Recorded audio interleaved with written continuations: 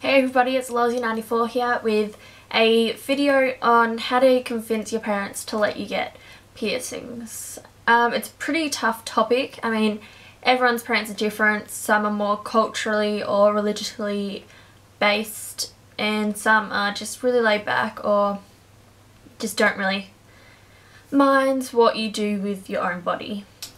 So to get an idea of what I should say in this video, I YouTubed other videos on this topic and I only watched 3 of them. The first one I watched was, I wouldn't recommend watching it at all. It's basically how to fool your parents into thinking that you only got a fake one or just to deceive them. And I don't think that that's the best way to go, especially if you've got really strict parents. That will probably be really, really mad if you did deceive them in a way like that.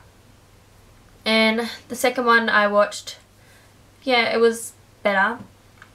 Still, I don't know, I still wouldn't recommend that one. And then the third one I watched was by ilymorgannn, so I'll link it down below. That one was the best. I mean, I was watching it and I'm like, yeah, that's true. A lot of it I really strongly agreed with. I mean, her views were, don't lie to your parents, try, like, be mature to them, just to show them that you're an adult about this and that you know the pros and the cons of the piercing. So if you do end up watching that, it'll probably sound a lot similar because that is what I think about that. So number 1, I would say talk to your parents maturely about it. Don't go all high-pitched and whine that they won't let you get it done. That's not going to do anything. That's only going to show them that really you're just trying to be a spoiled brat, and no one really likes that. So yeah, be mature, keep a flat tone of voice, present them with evidence of why it's a good idea to get it done. Tell them, like, yeah, I know some things can go wrong if I don't look after it, it will get infected, or I don't know, if I don't go to somewhere proper, I know the risks that I could end up with a effed up body part. So, but if I do go to a proper person and I am underage and you come with me, then you know that I'm going to be at the best place to get it done. So, you know, reinforcing that if they do agree to this, then you're most likely going to do the right thing and not go and get a backyard job, because you can't really be sure about that. I mean, I've had a backyard job. I'm lucky it went fine, I've had no problems with it, but at the same time you don't really know what's going to happen, like their hygiene and all that. So number 2, I would suggest going for a piercing that isn't too out there. Like if you're, say, under 16, and like in Australia the piercing laws are if you're between 12 and 16 you have to have a parent with you, and if you're over 16 then you can get any piercings that you like without a guardian, but genitals and surface and dermals and all that are 18 and over. And then anything under 12, it's only earlobes with like parental and guardian supervision. So I would suggest going for something that's not too whoa. So yeah, get your ears done, maybe like your cartilage or something, maybe like your industrial, or keep it something like your tragus. Your tragus is not really that out there. It's pretty, I'm sure your parents, if they saw it, they wouldn't think that it's disgusting. What else? You could get your nose. Depending on your parents, they might not like it. I mean, if you come from a cultural background that has a big tradition with nose rings, say like Indian or something, then yeah, you can back it up with that and go traditional. Even your belly button, I'm sure the majority of people's parents, if they present them with the right evidence, that they might let them get their navel pierced. But at the same time, if your parents are really strict, if they're like strict Seventh-day Adventist, or if they're Jewish, Catholic, perhaps even Christian, Muslim, or if they're 6 or something, then they probably won't let you get that done. They'll probably just let you stick to earlobes or that.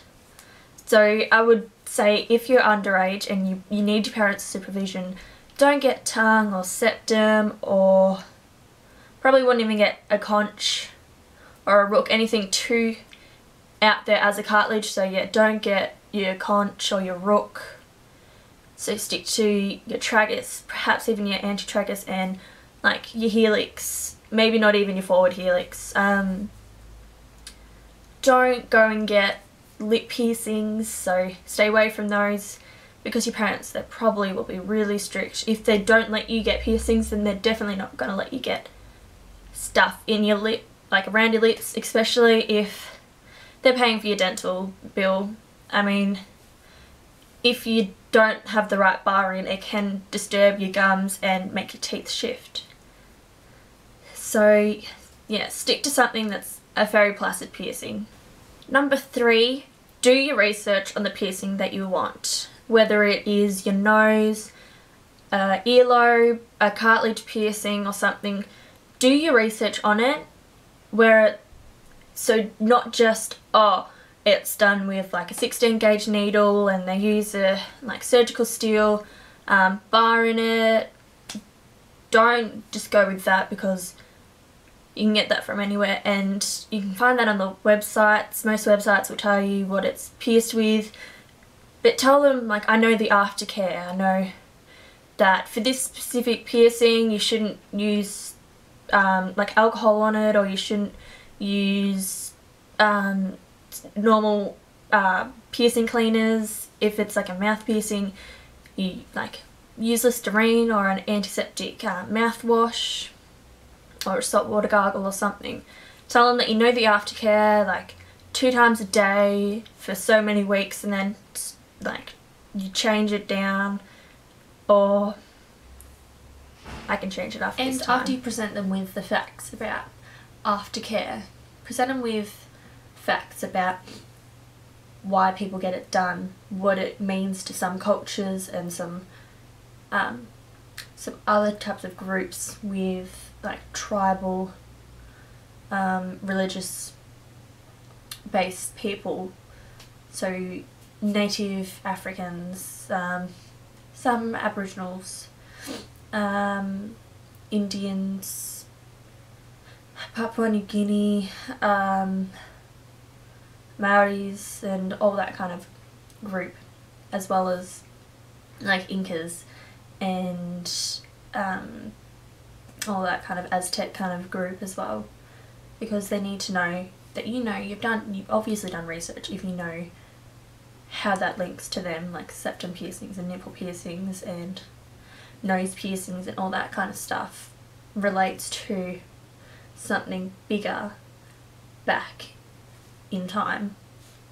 And if you can show them that, they're obviously going to ask, then why should you get it? Well, I should get it because I relate to them in this way. I believe that I'm brave, I'm strong, and that's why they would get this specific one. So link it to yourself so that they know that you're an individual and you're trying to get it to express you. And then just self. Throw out a couple of facts about the piercing in general, like, yep, so the pros are this, the cons are this. If I don't get it done in the right place, this might happen. But if I do get it done at the right place with your help, then this should not happen. So like nerve problems, infection, tissue damage, that kind of stuff. So fourthly, you should present your parents with a place that you're going to get it pierced if they do let up and let you get it. So a local place or somewhere that's pretty well known in your area, whether it's a tattoo and piercing shop or just piercings, or if they do beauty as well as just piercings. Like the place that I usually go to does tanning, they do waxing, they do false eyelashes, they do extensions as well as piercings. So, and some places are just piercings, so they specialise in more of them, or they do tattoos as well, so they're a bit more that way inclined, and if you tell them this, then they'll know, okay, well, you've done your research, you know people that have gone there, you know that the specialities are this, so I know that you're being really mature about this and you've actually done your research, whether it's from one, being mature, picking a reasonable piercing, knowing about that piercing, and knowing where you can get that done. So, and this just usually implies to the people that are wanting to get a piercing but they're underneath the age bracket to get it, so they have to have a parent or a guardian with them. This is not just, oh, if you can get the piercing, then why are you asking your parent? You can be asking your parent because, you know, you just want them to know, but you don't exactly need them to come with you. You don't need their actual, like, acceptance. So this is only for those underages that you need your parent, and I'd prefer you to go out, if you're underage, go with your parent, because you don't want to go back and they're going to be foul at you for getting this piercing, for disrespecting them, for disregarding their views and their opinions and all that. So, and then at the end of the day, and then it gets infected, or you've done something, and well, that's probably why your parents want you to go out and do it. So this mainly is to go to those people that are underage and need parental or guardian supervision getting the piercing. Don't be upset if your parents still don't listen to you. There's obviously a reason that they don't want you to get it done, or they're thinking about the future. They're thinking about, well, what are you going to be? Are you going to be a scientist, or are you going to be in politics? Are you going to be a teacher, or a artist, a bus driver, whatnot? So they're thinking about the future and if that's going to interfere with your progress. And I've, you know, like, I am guilty of doing the opposite of what I just told you. When I was young, when I was 15, I was asking my mum if I could get my nipple pierced, and obviously she was going to say no anyway, but I know I was whinging, and I did end up going behind her back and getting it done when I was 16 and a half. I was turning 17 that year, so yeah. And luckily nothing happened that was bad. I did tell her, I wasn't hiding it from her or anything, so I still let her in on it. So if you're going to do that, tell them. They might get angry at you. I mean, you did lie to them, you did go behind their back. So every parent is different. Every parent has been brought up a different way, in a different cultural aspect, and has been influenced by many different things, whether it be war, religion, culture, or anything else. So I may make a video with my mum and ask her some questions about what's the best way of going around it, how to ask your parents, and she might be able to give some, you know, some helpful information. It's not guaranteed. I'm not sure if my mum would do that, but let's hope so. And it's all for you guys because you request these and I try and deliver. So I hope this helps you all, and I'll see you in my next video. Bye.